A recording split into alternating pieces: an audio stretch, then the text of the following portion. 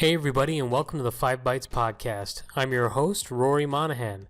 The podcast is brought to you by my sponsors, Goliath Technologies and Liquidware, and in exciting news, there's a new sponsor to the podcast. From this week forward, PolicyPak will be kindly sponsoring the podcast too. If you're not familiar with PolicyPak, PolicyPak software provides total settings management for applications, desktop, browser, Java, and security settings for Windows endpoints. The PolicyPak software suite enables IT professionals to deliver lockdown and remediate settings for desktops, laptops, VDI sessions, company devices, as well as for bring your own device. Settings can be controlled either via on-premises systems, including Group Policy or SCCM, or using cloud systems such as PolicyPak Cloud or an MDM service like Microsoft Intune, VMware Workspace ONE, or Mobile Iron, for a few examples. PolicyPak manages and protects over 2 million Windows endpoints across on-premises, cloud-based, and MDM deployments. And if you happen to be in Ireland on September 19th, you can register for the upcoming Irish Citrix user group, and I will actually be there doing some demos of PolicyPak as they're sponsoring that event, and have asked me if I would present the product on their behalf, which I'm more than happy to do, and I'd be happy to see you all there. If you want to register for that event, I will share a registration link with this episode, which is episode 88 on 5bytespodcast.com. And now some news. WindowsLatest.com reports that Windows 10 users have been noticing high CPU usage after installing KB4512941, which fixes stability issues with Windows Sandbox. According to the report, the CPU usage is related to an updated version of Cortana, with searchui.exe generating the CPU spikes. If you install this patch and experience the CPU usage issue, you can remedy the problem by either uninstalling the patch or via a registry change. The reg change appears to be a per-user key though, so that may require pushing via policy or a different deployment product that can execute in the user context. If you're interested in looking at the route of the registry fix, I will include a link to this article that contains the registry under reference links for episode 88 on 5bytespodcast.com. You can also see it in the video version of the podcast on YouTube. AWS had a pretty eventful holiday weekend in the US. According to a report by the Register, there was a power issue at their US East 1 data center. Power reportedly went out and the backup generators failed. Some cloud-hosted volumes were destroyed and had to be restored from backups where possible, so some data was lost in this event. A lot of very reputable people in the community have been tweeting about it, and it appears AWS have issued an update themselves. The update states, quote, "We want to give you more information on progress at this point and what we know about the event. At 4:33 a.m. Pacific, one of 10 data centers in one of the 6 availability zones in US East 1 saw a failure of utility power. Backup generators came online immediately, but for reasons we are still investigating, began quickly failing at around 6 a.m. Pacific. This resulted in 7.5% of all instances in that availability zone failing by 6:10 a.m. Pacific. Over the last few hours, we have recovered most instances, but still have 1.5% of the instances in that availability zone remaining to be recovered. Similar impact existed to EBS, and we continue to recover volumes within EBS. New instance launches in this zone continue to work without issue." If you listen to the podcast each week, you may recall me covering a similar story of a power outage in an Azure South Central US data center in Texas. That one was caused by a storm. Personally, if I lost data from an event like this, I'd be pretty pissed. But at the same time, I guess in the event of a very sudden power loss, it happens. But in both cases, one must question the failover or lack thereof. It'll be interesting to see what the final conclusion is on why the backup generators failed. Tidbits.com noticed a pretty interesting announcement from Apple in the macOS version 10.15 release notes that's currently in beta. Under the deprecation notes for the release, it states, scripting language runtimes such as Python, Ruby, and Perl are included in macOS for compatibility with legacy software. Future versions of macOS won't include scripting language runtimes by default, and might require you to install additional packages. If your software depends on scripting languages, it's recommended that you bundle the runtime within the app. It's unclear at this time what this will fully entail. Presumably, it's a warning that in future, those will no longer be supported within the OS. And this is a word of caution for developers that they're going to have to include it with their products if they are leveraging those scripting languages. And hopefully, at least for some time in the future, these will just continue to execute as normal, and those scripting languages will be supported somewhat within the operating system. Because if they just pull support entirely or pull them out of the operating system with very short notice, that could end up causing a lot of problems. This is actually sounds like something that containers could be used to solve for developers in the future, possibly. Tom Warren from The Verge reported on changes to the Windows 10 tablet experience, with previews showing the same desktop experience you see on a regular PC, but with extra spacing along the taskbar to make it friendlier for those touching the screen rather than using a mouse. Microsoft clarified that the current tablet mode that removes the taskbar and displays an optimized tablet mode will remain in future, but these changes are designed to be automatically enabled when you remove a keyboard on a device like a Surface Pro. So I guess if you have the desktop open on a Surface Pro and you're at that desktop with the taskbar and then you remove the keyboard, it should adjust the taskbar and allow you to navigate without your touchpad and without the keyboard more seamlessly. There's a new feature called XLOOKUP coming to Microsoft Excel. XLOOKUP, according to a CNBC report, is an upgrade feature to the current VLOOKUP in use today that, according to Microsoft, is actually the third most used function in Excel after sum and average. VLOOKUP has shipped in Excel since 1985. The V stands for vertical, a reference to the function's ability to retrieve information in vertical columns. A similar function called HLOOKUP works with data in horizontal views. VLOOKUP had some notable limitations, however. Results defaulted to an approximate match of what the user was looking for instead of the exact match. XLOOKUP will fix that. Also, VLOOKUP could only split out data that's to the right, not to the left, of the reference column. So users would often have to rearrange their data in order to use the actual function. With XLOOKUP, users can draw on data that's to the left or the right, and it combines the VLOOKUP and HLOOKUP functionality into a single function.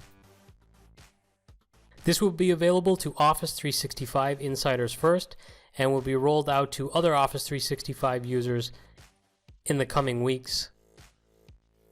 Personally, I get into Excel and just create pivot tables and do some very simple stuff. And this doesn't really mean all that much to me, but based on embedded tweets within the article, some of the more hardcore Excel users seem pretty excited, so I guess good for them.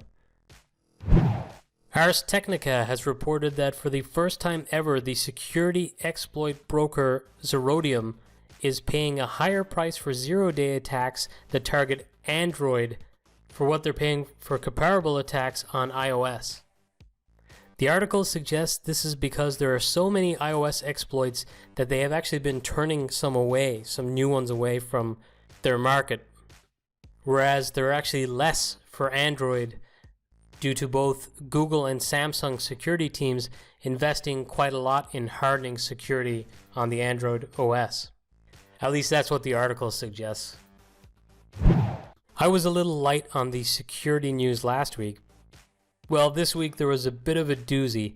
ZDNet has reported that hundreds of dental practice offices in the US have been attacked with ransomware.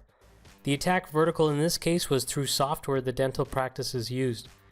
With dentists arriving into work on Monday morning, they actually found that they were locked out due to the ransomware being deployed via the software. The vendors of that software opted to pay the ransom, but some dental practices shared on Facebook that the decryptor they were provided either did not work or it didn't recover all of their data. This ransomware stuff is getting really, really scary. I saw this week that Jim Moyle shared a blog post from zenithit.blogpost.com that shows the prereqs are first steps for setting up Windows Virtual Desktop. I've personally referred to Christian Brinkhoff's pretty in-depth blog post that includes a step-by-step, end-to-end guide of setting up Windows Virtual Desktop in the past. This past weekend, I deployed WVD from scratch again, but this time using CloudJumper. And this will sound like an ad, but it's not. They aren't paying me. But seriously, if you're interested in WVD and have some monthly Azure credits to play with, sign up for the free CloudJumper subscription to do the setup. There's no PowerShell involved, there's very little interaction required from you, and like I said on the podcast before, they're offering it for free until January 2020. Earlier in the week, there were some rumblings that Flash was finally being put to bed, but it appears this is not quite the case yet. Microsoft's new Edge browser that is based on Chromium will disable Flash for all sites by default. That is pretty much the crux of what the announcement was that people were jumping on top of and making incorrect assumptions about. But there is still the saving grace that the current version of Edge, not the Chromium-based version, and Internet Explorer will continue to allow Flash, but only until December of 2020. So there is somewhat of an end, maybe not really an end, but less of a Flash open season because it will be restricted more by default in the more modern browsers. I guess say what you want about Steve Jobs, but he was right on that one. Is your Active Directory a complete mess? And do you need a genuine expert to come in and help you sort it out? Are you a Citrix shop and need help with your virtualization projects? If so, Carl Webster, one of the sharpest guys in the community, is now a free agent and is looking for work. His scripts have literally written the book for most Citrix environments in the world. A lot of consulting companies who go in and do Citrix migration projects or ground up environment setups really just run his scripts to generate their documentation that's their deliverable and put their own little stamps on it. Carl is a really great guy and he's sharp as a tack. It's a really, really rare opportunity for some lucky company or companies out there to grab hold of an amazing talent. So I'm not actually doing a hot job segment this week, but I am promoting that Carl happens to be looking for work now. So somebody should go out there and snap him up while they can. Master Packager version 19.5.1 is available with a couple of really interesting new features, including the ability to import ODBC data source directly from the machine. That'll make it very easy. And also Master Repackager support for ODBC data source and driver capturing. And if you're new to the podcast and you haven't heard any of the other episodes, I've talked about Master Packager a bit on some previous episodes, but their free version of the product is actually really incredible. They've got a repackager tool and can actually generate response transforms from the free tool itself. So you don't have to go for the upsell and purchase the enterprise licensing to use these enterprise type features, which is really, really cool. So you can check it out for yourself by downloading it for free. If you've used something like Orca or Instead in the past, which, let's face it, even though I really like Instead, it hasn't been updated much recently, and Master Packager has been updated quite a bit and just keeps going from strength to strength. So maybe you should just go download this and have this as your quick edit tool or quick tool for viewing MSIs.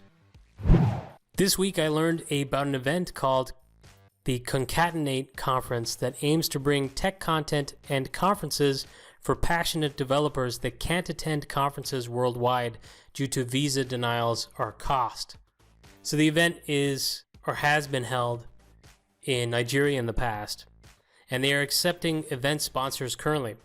Topics range from JavaScript frameworks to design systems, animation to performance. If you'd care to donate to help to continue to fund these events or sponsor them, I'll share a link with this episode under reference links for episode 88 on 5bytespodcast.com. And now the weekly webinar. This week's webinar is on how to automate security visibility for infrastructure as a service environments to reduce risk and satisfy regulatory standards. The webinar will be held on Thursday, September 12th from 7 p.m. British summertime to 8 p.m., which I believe is 11 a.m. to midday Pacific. In this live webinar, cybersecurity experts Carsten Sweet and Holger Schulz will discuss technical factors and operational approaches for successfully achieving continuous automated risk visibility. During the webinar, they will discuss why achieving security and compliance visibility is critical to safely migrate to public cloud infrastructure, how infrastructure as a service environments create specific technical and operational needs that must be satisfied to successfully establish comprehensive ongoing risk visibility, and how the right automation coupled with a cloud-aligned issue discovery and resolution process can create a highly efficient and effective process for ensuring public cloud infrastructure is hardened against attacks and satisfies regulatory standards. So if you're interested in that and much more, make sure that you register for this webinar, which again is held on Thursday, September 12th. And now this episode's scripts, tricks, and tips. Michael Niehaus posted an absolute blinder of a blog post on his personal blog, oofhours.com, which is out of hours. The blog post is titled Geeking Out with UEFI. Michael has been an important figure on the Windows team for many years. He has an incredible deep knowledge of Windows, and as you might expect, his blog post leaves no stone unturned when it comes to UEFI.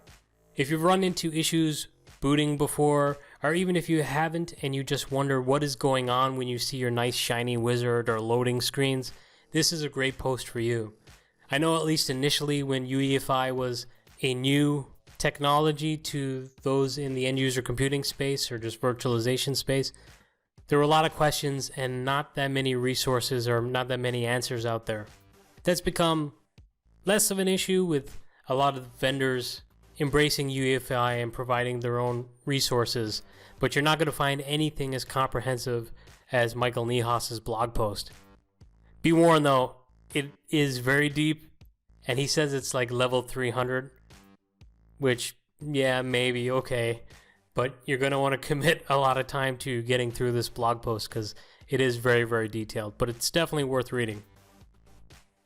And that's it for another episode of the podcast. Thank you all so much for listening.